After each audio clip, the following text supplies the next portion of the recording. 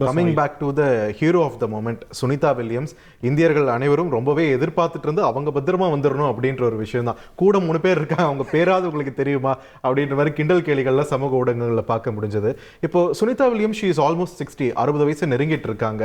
ஏற்கனவே 2 முறை போனவங்க, இது 3வது விண்வெளி பயணம். வரும் நாட்களையும் சுனிதாவோட விண்வெளி பயணம் தொடருமா? கண்டிப்பா. ஏன்னு கேட்டிங்கன்னா இவங்க மெயினாக பார்த்தீங்கன்னா இவங்க ஒரு பைலட்டு. ஓகே. இப்போ ஸ்பேஸ் இந்த க்ரூ டிராகன் இருக்குங்களா, இது முதல்ல 7 பேர் போகலாம் அந்த இதில். ஆனால் நாசா மாடிஃபை பண்ணி 4 பேர் போகிற மாதிரி தான் வச்சுருக்காங்க. ஒரு கமாண்டர் இருப்பாங்க, ஒரு பைலட் இருப்பாங்க, ஃபாலோட் பை 2 மிஷன் ஸ்பெஷலிஸ்ட். அந்த மிஷன் ஸ்பெஷலிஸ்ட் எப்படி வேணா இருக்கலாம். உதாரணத்துக்கு ஒரு பாட்னி படித்தவங்களை அழைச்சிட்டு போகலாம். அவங்க அங்கே தாவரங்கள் எப்படி வளருது, இல்லை ஃபங்கஸ் எப்படி வளருது, இந்த மாதிரி ஆராய்ச்சிகளை மேற்கொள்ளலாம். ஒரு டாக்டரை கொண்டு போகலாம், அவங்க கூட ஒரு மிஷன் ஸ்பெஷலிஸ்ட்டாக இருக்கலாம். ஸோ ஸ்பேஸில் இவங்களுடைய மனநிலைகள் இல்லை அவங்களுடைய உடல்நிலைகள் எப்படி அதை மானிட்டர் பண்ணுறதுக்கு அந்த மாதிரி கூட அவங்களை அழைச்சிட்டு போகலாம். இதில் மெயினாக பார்க்க வேண்டியது கமாண்டர் அவங்களுக்கு எவ்வளோ மிஷன் ஃபாலோ பண்ணியிருக்காங்க. இப்போ ஃப்ளைட்டில் பைலட்டை பார்த்தீங்கன்னு வச்சுங்களேன், எவ்வளோ மணி நேரம் பறந்துருக்காங்க பார்த்தீங்கன்னா ரொம்ப தாத்தாவாக இருப்பாங்க. ஆனால் அவங்க பறந்துருக்கிறத வச்சு தான் அவங்களோட எக்ஸ்பீரியன்ஸ். கிட்டத்தட்ட சுனிதா வில்லியம்ஸும் இதே கேட்டகரியில் தான் வராங்க. பிகாஸ் அவங்க பைலட், அவங்க மிஷன் இப்போதைக்கு பைலட்டாக இருக்காங்க. அவங்களோட எக்ஸ்பீரியன்ஸ் வச்சுட்டு அவங்க மிஷன் கமாண்டரோடு ஆவாங்க அடுத்த நெக்ஸ்ட் லெவலில். ஸோ எவ்வளோ தூரம் இவங்க இந்த விண்வெளி பயணத்தில் இருக்காங்க, எவ்வளோ சவால்களை சந்திக்கிறாங்க. அது மட்டும் இல்லாமல் இப்போ நமக்கு உள்ளே என்ன நடக்குதுங்கிறது தெரியாது. இப்போ இன்டர்நேஷனல் ஸ்பேஸ் ஸ்டேஷனில் ஏதாவது ஒரு ப்ரோட்டோக்கால், இப்போ ஸ்டார்லைனர் ப்ராப்ளம் ஆன உடனே இவங்க கமாண்ட் கொடுப்பாங்க. அந்த நிலைமையை எப்படி அவங்க கையாளுறாங்க, இதை பொறுத்து தான் அவங்களோட எக்ஸ்பீரியன்ஸ் கூடும். இதெல்லாம் பார்க்கும்போது இவங்க கிட்டத்தட்ட 90 நாளுக்கு மேலே விண்வெளியில் இருக்காங்க. ப்ளஸ் விண்வெளி நடைப்பயணம் பண்ணியிருக்காங்க, ஒரு 3 வாட்டி வெளில பண்ணியிருக்காங்க. இது எல்லாமே அவங்களுக்கு ஆடட் அட்வான்டேஜஸ் தான். ஸோ அடுத்த ஒரு மிஷன் வரும்போது, ஒரு கிரிட்டிக்கலான மிஷன் இருக்கும்போது ஆப்வியஸ்லாம் இவங்களுடைய பேர் தான் முன்னணியில் இருக்கும். ஏன்னா அவங்களுக்கு அதிகமான எக்ஸ்பீரியன்ஸ் இருக்குது. விண்வெளி நடைப்பயணமாக இருக்கட்டும், இல்லை ரொம்ப நாள் தங்கியிருந்த இதாக இருக்கட்டும், இல்லை ஒரு பிரச்சனையை ஹேண்டில் பண்ணுற விதமாக இருக்கட்டும். அப்படி வரும்போது இன்னொன்று ஆடட் அட்வான்டேஜ் பைலட்டாக இருக்காங்க. ஸோ இது எல்லாமே பார்க்கும்போது இவங்க இன்னும் எனக்கு தெரிஞ்சு இன்னும் ஒரு வாட்டி அவங்க போகிறதுக்கான சாத்தியக்கூறுகள் நிறைய இருக்குது. ஓகே. ஏற்கனவே 2 விண்வெளி பயணங்கள், இந்த 3வது பயணத்தையும் சேர்த்து மொத்தம் 606 நாட்கள் அவங்க சுனிதா வில்லியம்ஸ் விண்வெளியில் தன்னுடைய காலத்தை கழிச்சிருக்காங்க. வரும் நாட்கள்லயும் இந்த பயணம் தொடரும் பட்சத்தில் உலகத்திலேயே அதிக நாட்கள் விண்வெளியில் இருந்த ஒரு பெண்மணி, இருந்த நபர் அப்படின்னு ஒரு சாதனையை படைக்கலாம் இல்லையா? அவங்க அதுக்கான வாய்ப்பு இருக்கு இல்லையா? கண்டிப்பா. இப்பவே அவங்க சாதனை பெண்மணி தான். இன்னும் எதிர்காலத்தில் அவங்களுடைய ரெக்கார்டை பிரேக் பண்ணுறதுக்கு இன்னும் வரத்துக்கு இன்னும் நாட்கள் ஆகும். ஆனால் இதே ஒரு பெண் இன்னும் அதிக காலங்கள் இவங்களை தாண்டி சாதனை புரிகிறதுக்கான வாய்ப்புகள் நிறைய கொட்டி கிடக்குது. அது வரைக்கும் இவங்க தான் அந்த சாதனை பெண்மணியை அவங்க இன்னும் தொடருவாங்க, இன்னும் அந்த ரெக்கார்டை ஹோல்டும் பண்ணுவாங்க. அவங்க இந்த மாதிரி விண்வெளிக்கு போயிட்டு வர்றவங்க சம்மந்தமாக இருக்கக்கூடிய கேள்விகள், ரொம்ப பேசிக்கான கேள்வி என்ன அப்படின்னு பார்த்தீங்கன்னா உங்களோட சாப்பாடுன்ற ஒரு விஷயம் தான். 9 மாதமாக அங்கே ஒரு சாதாரண இந்த என்ன சொல்கிறது, இந்த கண்டெய்னரில் கொண்டு போனது, இந்த பிளாஸ்டிக் டியூப்ல வச்சுட்டு இருந்தது, இதெல்லாம் தான் சாப்பிட்டுட்டு இருந்தாங்க. இப்போ நிம்மதியாக பூமிக்கு வந்தோடனே அவங்களுக்கு பிடிச்ச ஒரு பர்கரோ ஏதோ ஒன்று சாப்பிடணும் அப்படின்னா எவ்வளோ நாள் காத்துட்டு இருக்கணும்? இப்போ இவங்க இல்லை இம்மிடியேட்டாக அவங்க உணவு உட்கொள்ள முடியாது. ஏன்னா அவங்களுடைய உடம்பு ஒரு மாதிரி மசில் எப்படி ட்ரெயின் ஆகும்பாங்க இல்லையா, நம்ம வெயிட்டை தூக்க மசில் ட்ரெயின் ஆகும் இல்லையா, அதேமாரி அவங்களுடைய உடலும் இந்தமாரி ஸ்பேஸில் இருக்கிற ஃபுட்டுக்கு கொஞ்சம் அடாப்ட் ஆகிருக்கும். இம்மிடியேட்டாக அவங்க இது பண்ண முடியாது. ஒரு 15 நாட்கள்லேருந்து இல்லை ஒரு 20-30 நாட்கள் ஸ்லோவாக அவங்க அதை அவங்களுக்கு பிடித்தமான உணவுகளை கொஞ்சம் கொஞ்சமாக எடுப்பாங்க. ஃபஸ்ட்டு லிக்யூட் ஐட்டமாக எடுக்க ஆரம்பிப்பாங்க. தொடர்ந்து தான் அவங்களுக்கு பிடிச்ச பர்கரோ இல்லை அடுத்த நம்ம ஊராக இருந்தால் ஒரு ஃபுல்லாக ஒரு பிரியாணி தொடர்ந்து அவங்க அந்த மாதிரி தான் எடுப்பாங்க. இப்போதைக்கு வெறும் லிக்யூட் ஃபுட்டாக அதை தான் இது பண்ணுவாங்க. கொஞ்சம் கொஞ்சமாக ட்ரெயின் பண்ணுவாங்க நம்மளுடைய உடம்பை. எத்தனையோ சவால்கள் இவங்க மீட்கப்பட்ட வீரர்களுக்கு காத்திருக்கு அப்படின்றத எல்லாரும் சொல்கிறாங்க. இதில் முதன்மை சவாலாக எதிர்க்குன்னு உங்களுடைய ஒப்பீனியன் என்ன? சார் என்னுடைய முதன்மை சவால் நான் எப்போதுமே அந்த மன தத்துவத்துக்கு தான் நான் கொடுப்பேன். அவங்க உளவியல் ரீதியாக அதை எப்படி கையாளுறாங்க அப்படிங்கிறது தான் ரொம்ப காம்ப்ளிகேட்டடான ஒரு விஷயம். அடுத்தது பார்த்தீங்கன்னா அவங்களுடைய போன் டென்சிட்டி. இப்போ நமக்கே ரொம்ப நாள் உட்காந்துருக்கோம். இந்த உட்காந்துருக்கிறதுலே பார்த்தீங்கன்னா நம்மளுடைய டிஸ்க் ஏதாவது லைட்டாக ஒரு இதானதுனாலே நம்மளால் தலை சுற்ற ஆரம்பிச்சிடும். இல்லை ஒரே இடத்துல உட்காந்துருக்கும் போது கழுத்து பிடிச்சிக்கும், நம்மளால் இது பண்ண முடியாது. ஸோ இப்போ விண்வெளியில் இருக்கிறதுனால அவங்களுடைய முதுகு தண்டு எலும்புகள்லாம் அதிகமாக வளர ஆரம்பிச்சிருக்கும். டிஸ்க் பல்ஜ் ஆகிறதுக்கு நிறைய வாய்ப்புகள் இருக்குது திருப்பி நம்ம பூமிக்கு வரும்போது. ஸோ இதெல்லாம் அவங்க கொஞ்சம் கொஞ்சமாக ரெக்கவர் ஆகிறதுக்கு சில நாட்கள் பிடிக்கும். ஸோ 2வது பிரச்சனை அவங்களுக்கு அதுதான். ஃபஸ்ட்டு உளவியல் ரீதியாக, 2வது எடை அந்த டிஸ்க் ப்ராப்ளம் இருக்குது. 3வது அவங்களுடைய எலும்போடைய அடர்த்தி குறைவாக இருக்கிறதுனால வலுவாக எதுவுமே பண்ண முடியாது அவங்களால. உதாரணத்துக்கு ஒரு பொருளை தூக்கி வைக்கிறதோ இல்லை படிக்கட்டு ஏறுறதோ இந்த மாதிரி விஷயங்கள் உடனடியாக பண்ண முடியாது. நானும் படிச்ச ஒரு பென்சிலை எடுத்து வச்சா கூட உங்களுக்கு ரொம்ப அது கனமா தெரியும். ஆமாம் ஆமாம். ஓகே. அது மட்டும் இல்லாமல் தசை வந்து அவங்களுக்கு விண்வெளிக்கு ஏற்ற மாதிரி பழகிருக்கும். நம்மளுடைய கிராவிட்டிக்கு ஏற்ற மாதிரி பழகிறதுக்கு அது கொஞ்சம் நாட்கள் பிடிக்கும். உடம்பு வலிகள் அசௌகரியங்கள்லாம் ஏற்படுத்தும். அதே மாதிரி நம்ம டாக்டர் சொன்னாங்க ஒரு இம்பார்ட்டண்டான பாயிண்ட்டு, நமக்கு உடம்புக்கு தேவையான பாக்டீரியா எல்லாமே நம்ம வயிற்றுல இருக்கும். வேற ஸ்பேஸில் வந்து நமக்கு அதை வாழ்கிறதுக்கான சாத்தியக்கூறுகள் வந்து ரொம்ப கம்மியாக இருக்கும். திருப்பி பூமிக்கு வந்தவொடனே அந்த பாக்டீரியாஸ், நல்ல பாக்டீரியாஸ் எல்லாமே உடலில் மறுபடியும் இதாகும். ஸோ அப்போ அவங்களுக்கு ப்ளோட்டிங் ப்ராப்ளம்ஸ் இல்லை வந்து வயிறு சம்மந்தமான பிரச்சனைகள் வந்து நிறைய வரதுக்கான வாய்ப்புகள் இருக்குது. இதெல்லாம் நார்மலாக நடக்கக்கூடிய நிகழ்வு தான்.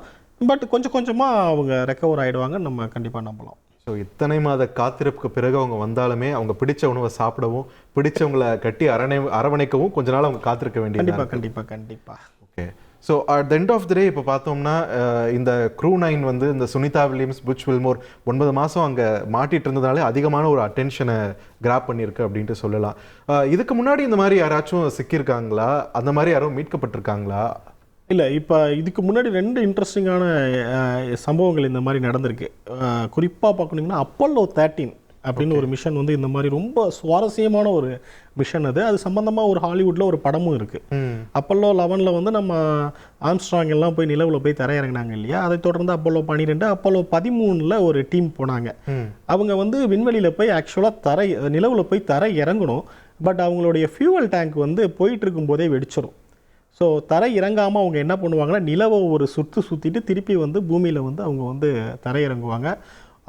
அது ரொம்ப ஒரு சுவாரஸ்யமான நுனி சீட்டில் உட்காந்து பார்க்கக்கூடிய நிகழ்வுகள்லாம் அப்போ நடக்கும். ஓகே. ஸோ அது வந்து ரொம்ப சுவாரஸ்யமான இது. அந்த ரெக்கவர் பண்ணது வந்து நாசாவாலேயே வந்து அது எப்படி சாத்தியமானதுங்கிறது அவங்களுக்கே இன்னும் புரியாத ஒரு புதிர் தான் அது. அதை தொடர்ந்து பார்த்தீங்கன்னா இப்போ நம்மளுடைய ரஷ்யா சிதைவு உண்டுது இல்லையா? அப்போ ஒருத்தர் மாட்டிக்கிட்டாரு மேலேயே. ஒரு டெசிஷனும் எடுக்க முடியாமல், ரஷ்யன் கவர்மெண்ட் எடுக்க முடியாமல் கிட்டத்தட்ட ஒரு 400 நாள் ஸ்பேஸ்லேயே வச்சிருந்து அவர் வந்து போகும்போது வந்து ஒன்றிணைந்த ரஷ்யாவாக இருந்தது, திரும்பி வரும்போது பிரிஞ்ச ரஷ்யாவாக தான் இருந்தது. ஸோ அந்த மாதிரி ஒரு சூழ்நிலையில் வந்து அவர் வரலாற்றில் ஒரு முக்கியமான தருணத்தையே மிஸ் பண்ணிட்டாரு. ஆமாம், வரலாற்றில் பெருசாக இடமும் பிடிச்சிட்டாரு. ஆமாம், 400 நாளுக்கு மேலே கண்டினியூஸாக இருந்திருக்காரு அப்படின்னு ஒரு கண்ட்ரியில் போய் திருப்பி வரும்போது அந்த கண்ட்ரியே இல்லாத மாதிரி ஒரு இடம் பிடிச்சார் அவர். ஸோ இந்த மாதிரி 2 சுவாரஸ்யமான நிகழ்வுகள் வந்து வரலாற்றில் பதிவாயிருக்கு. இது வந்து அஃபிஷியலாக நமக்கு தெரிஞ்சது. பட் இந்த அப்போலோவுடைய மிஷன்லாம் முன்னாடி பார்த்தீங்கன்னா நிறைய மிஷன்கள் வந்து வெளில டிஸ்க்ளோஸ் பண்ணாமலே இருப்பாங்க. அப்போலோ 11 தான் நமக்கு தெரியும். அதுக்கு முன்னாடி ஒரு 10 அப்போலோ இருக்குது. ஸோ அதுகள் எல்லாமே வந்து அன்டிஸ்க்ளோஸ்டு இன்ஃபர்மேஷன் நிறைய இருக்கும். அதுலேயும் இந்த மாதிரி சுவாரஸ்யமான நிகழ்வுகள் நிறைய நடந்திருக்க வாய்ப்புகள் நிறைய இருக்குது. பார்த்திபன், இதுக்கு முன்னாடி நீங்கள் சொன்ன மாதிரி எத்தனையோ சுவாரஸ்யமான மிஷன்ஸ் நடந்திருக்கு, எத்தனையோ விண்வெளி வீரர்கள் போயிட்டு வந்திருக்காங்க. ஆனால் அவங்க தரையிறங்கிட்டாங்க இல்லை மேலே போயிட்டாங்க அப்படின்ற ஒரு விஷயத்தை தான் நம்ம பார்ப்போம். ஆனால் இந்த முறை வந்து ஒவ்வொரு நொடியும் வந்து லைவாக நம்ம பார்த்துட்ருக்கோம். எப்படி அது தரையிறங்குது, எப்போ தண்ணியில் விழுது, அவங்க எப்படி மீட்கப்படுறாங்க முதற்கொண்டு எல்லா காட்சிகளையும் பார்க்குறோம். வரும் நாட்களில் இன்னுமே ஒரு டிரான்ஸ்பரன்சி நம்ம எதிர்பார்க்கலாமா இந்த விண்வெளித்துறையை பொறுத்த வரைக்கும்? பார்த்திபன், இதுக்கு வந்து நான் ஒரு முக்கியமான விஷயங்கள் வந்து இங்கே நான் பதிவு பண்ணணும். இவ்வளோ சுவாரஸ்யமாக இந்த நிகழ்வுகள் போகிறதுக்கு காரணம் முக்கியமாக வந்து பார்த்திங்கன்னா நம்மளுடைய ஊடக நண்பர்கள் தான். இப்போ ஊடக நண்பர்களோ இல்லை சமூக வலைதள நண்பர்களோ என்ன பண்ணுறாங்கன்னா, ஒரு டெக்னாலஜிக்கல் இன்ஃபர்மேஷனை ஒரு சாதாரண மனிதனுக்கு புரியும் லெவலுக்கு வந்து எடுத்துகிட்டு வந்து போய் சேர்த்துட்டாங்க. இப்போ உதாரணத்துக்கு பார்த்தீங்கன்னா டாக்கிங். இப்போ இந்த டாக்கிங் விஷயங்கள்லாம் பார்த்தீங்கன்னா ஒரு ஏரோஸ்பேஸ் செக்டரில் இருக்கிற ஒருத்தவங்களுக்கோ இல்லை ISROவில் இருக்கிறவங்களுக்கோ இல்லை நாசாவில் ஒர்க் பண்ணுறவங்களுக்கோ மட்டும் இருந்த ஒரு காமனான டேர்மு. இது ஒரு சாதாரண மனிதன்கிட்ட போய் டாக்கிங்னு கேட்டிங்கன்னா இல்லை ஸ்பிளாஷ் டவுன்னு கேட்டிங்கன்னா அவங்களுக்கு என்னன்னே புரியாது. பட் நம்ம ஊடக நண்பர்களும் நம்ம வலைதள நண்பர்களும் வந்து இந்த விஷயங்களை வந்து ஒரு ஒரு காமன் மேனுக்கு கொண்டு போகிற அளவுக்கு வந்து இதை கொண்டு வந்துட்டாங்க. ஸோ அதனால தான் இந்த விஷயங்கள் எல்லாருக்குமே புரிய ஏற்படுது. ஒரு இப்போ உண்மையை சொல்லணும்னா இந்த கம்ப்ளீட் ரீஎன்ட்ரி வந்து ஒரு காம்ப்ளெக்ஸ் மிஷன். இது ஒரு சாதாரண ஒரு டீ கடையில் உட்காந்து ஒரு சாதாரண ஒரு மனிதனும் கேஷுவலாக பேசிகிட்டு இருக்காங்கப்பா, வந்துட்டாங்களாம்ப்பா, ஏதோ அன்டாக்கிங் நடந்துட்டு இருக்காம்ப்பா அப்படின்றாங்க. அப்போ வந்து the effect of the social media, the effect of the news media, so இதெல்லாம் make it the very complex science to the hands of a common man. ஒரு சாதாரண மனுஷனுக்கு கொண்டு வந்தது. ஸோ அதனால தான் இது வந்து அவ்வளோ ட்ரெண்ட் ஆனது அப்படிங்கிறத நான் அந்த சேஞ்ச் ஓவருக்கு மிக சரியான உதாரணமா 10 வருஷத்துக்கு முன்னாடி இன்டர்ஸ்டெல்லார் ரிலீஸ் ஆன போது டாக்கிங் அன்டாக்கிங் சீன்ஸ் எல்லாம் வரும். அப்ப அதை பத்தின ஒரு புரிதலே இல்லாம நம்ம பார்த்திருப்போம். இப்போ இஸ்ரோட ஸ்பேடெக்ஸே அந்த டாக்கிங் அன்டாக்கிங் பண்ணிடுச்சு, நமக்கு அதை பத்தின ஒரு தெளிவு வந்துருச்சு. அதனாலதான் தியேட்டர்ல அந்த சீனுக்குலாம் விசில் பறந்ததோ என்னவோ இல்ல. கண்டிப்பா உண்மையா நீங்க சொன்ன அந்த விஷயத்தை நான் பாராட்டணும். ஏன்னா அப்போதைக்கு வந்து அந்த செக்டர்ல இருக்கிறவங்களுக்கு மட்டும்தான் புரியும் டாக்கிங்கோட இம்பார்ட்டன்ஸ் என்ன. அதுவும் அந்த கம்ப்யூட்டர் டாரஸ் சொல்லும் இட்ஸ் இம்பாசிபிள் டு டாக்ன்ட்டு, அதுக்கு வந்து ஹீரோ சொல்லுவாரு இட்ஸ் நெசசரி அப்படின்னு. ஸோ இந்த மாதிரி விஷயங்கள்லாம் அப்போதைக்கு எங்களுக்கு அப்படியே வந்துடும். ஆனா இப்போ வந்து இது சாதாரண மனிதர்கள் பார்க்கும்போது அவங்களுக்கும் அது புரியுது. எஸ்பெஷலி இந்த ISRO சாஃப்ட் லேண்டிங் ஹார்ட் லேண்டிங்லாம் இருக்கு இல்லையா, இந்த வார்த்தைகள்லாம் சரளமா வந்து மக்கள்கிட்ட வந்து ரொம்ப கேஷுவலா புரியுதுங்கும்போது அது வந்து ஒரு நல்ல ஒரு வரவாக தான் நான் பார்க்குறேன். ஒரு காம்ப்ளெக்ஸ் ஒரு மிஷனை வந்து ஒரு சாதாரண மனுஷனுக்கு கொண்டு போகிற ஒரு விஷயம் ஒரு மீடியா வந்து ஒரு சோஷியல் மீடியா இருக்கிறதுனால இந்த விஷயங்கள் எல்லாமே வந்து அனைத்து மக்களுக்கும் போய் சேருது. கொஞ்சம் கொஞ்சமாக ஒரு சயின்ஸ் மேலே ஒரு காதலை இந்த 2 ஊடகங்களும் ஏற்படுத்துது. இப்போ ஒரு 3வது வயது என்னுடைய அண்ணன் பையன் சிரஞ்சீவின்னு பேர், ஒரு 4வது தான் படிக்கிறாரு. அவர்கிட்ட போய் டாக்கிங்கை பற்றி பேசுனீங்கன்னா அவர் உங்களுக்கு கிளாஸ் எடுப்பார். அப்போதைக்கெல்லாம் எனக்கு என்னன்னே தெரியாது. நான் காலேஜ் வந்து தான் என்னன்னு இது பண்ணிக்கிட்டேன். பட் இப்போ இருக்கிற சமூக ஊடகங்கள் எல்லாமே ஒரு 4 வயசு ஒரு 4வது படிக்கிற பையனுக்கோ ஒரு 5வது படிக்கிற பையனுங்களுக்கோ ஒரு காம்ப்ளெக்ஸ் விஷயத்தை ரொம்ப எளிதாக புரிய வைக்குதுங்கிறதுல நம்ம அதை வரவேற்கப்படக்கூடிய ஒரு நிகழ்வாக தான் நான் பார்க்குறோம். பிரம்மாண்டமா பார்க்கப்பட்ட அந்த விண்வெளித்துறையும் அதில் இருக்கக்கூடிய அந்த காம்ப்ளெக்ஸான டேர்ம்ஸும் இப்போ சிம்பிளிஃபை ஆக வரும் தலைமுறையும் வந்து அதை ஒரு எளிமையான ஒரு விஷயமா கையால ரெடி ஆயிட்டாங்க நம்ம எடுத்துக்கலாம் இல்லையா? கண்டிப்பா அதற்காக வழி விட்டுட்டு நம்மளும் ஒதுங்கி நிற்கணும். இப்போ என்னுடைய ஸ்டூடெண்ட்ஸ் இருக்காங்க இல்லையா, இவங்க வந்து இவங்களுக்கு கிடைக்கிற எக்ஸ்போஷர் இப்போ வந்து ரொம்ப அதிகமாக இருக்குது. இப்போ நம்ம ஒரு கிளாஸுக்கு போகிறோன்னா நம்ம வந்து ஒரு புக்கில் இருக்கிறத நம்ம போய் ரிஃப்ளெக்ட் பண்ணோன்னா நம்மளை வந்து ரெஸ்பெக்ட் பண்ண மாட்டாங்க. அப்பார்ட் ஃப்ரம் புக்கு வந்து அவங்களுடைய தேடல் வந்து ரொம்ப அதிகமாக இருக்குது. ஓகே. ஸோ நீங்கள் அந்த தேடலை நீங்கள் வந்து பூர்த்தி செஞ்சால் மட்டும்தான் உங்கள் மேலே ஒரு மரியாதையோ இல்லை உங்கள் மேலே ஒரு ரெஸ்பெக்டோ அவங்க வந்து கொண்டு வந்து வைக்கிறாங்க.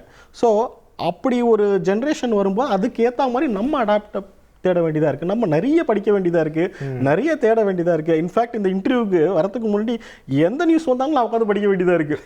ரொம்ப காம்ப்ளெக்ஸ். ஏன்னா ஏதாவது ஒரு விஷயத்துலேருந்து ஒரு புது விஷயங்கள் சொல்கிறாங்களா, நம்ம சொல்கிறதுல அதை ஆட் பண்ணிக்க முடியுமா அப்படிங்கும்போது நிறைய நண்பர்கள் சமூக வலைதளங்கள்லையோ இல்லை மற்ற நியூஸ் சேனல்களே பண்ணுறாங்க.